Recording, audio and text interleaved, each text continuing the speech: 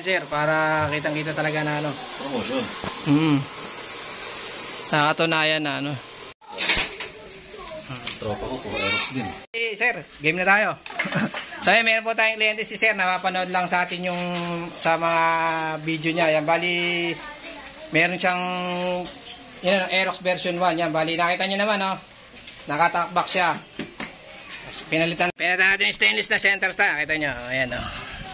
Ito yung ano niya, ito yung anong kaganda.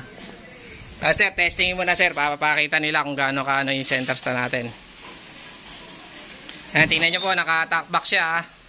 Smooth. Ayan, oh, gaano lang niya yung center stand ni Bossing. Ayan, oh. Parang hindi ka po pa sa paano.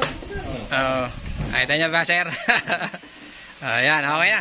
Mas maganda siya sa stock. Maganda siya. Recommended sir. Kasi 3mm po yung ginagamit natin materyales. Tapos po may warranty po yan. Like sinabi ko sir, may warranty po yan. Kasi para po sa business niya, kailangan din na matibay yung center stand natin. Para sabi ko sa kanya, hindi na uulit ng bili niyan. Ayan. Itakpak siya na. Dagdag forma pa. Sir, thank you ha. Thank you sir, thank you. Ayan. Si sir, bali, business mo sir? Sam's Korean Blinds. Ayan, mga blinds yan. Si Bossing yan. Nag-ano rin yan. Thank you sir ha. Highly recommended sir. Ayan. Thank you. Thank you.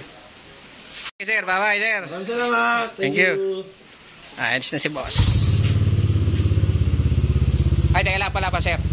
Ito pala yung, ito yung nakita nyo naman yung pinaka-clearance niya. Ganun na ganun din, hindi siya buka. Ayan, hinabol ko lang. Thank you boss.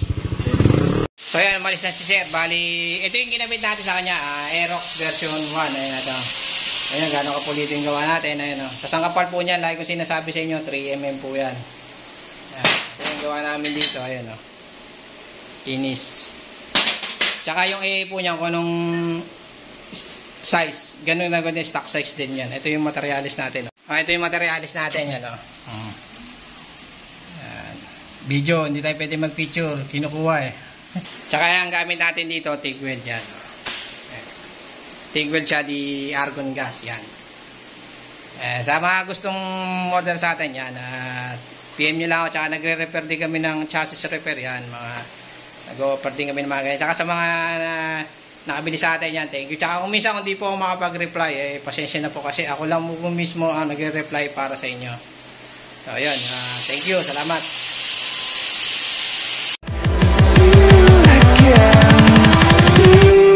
Again.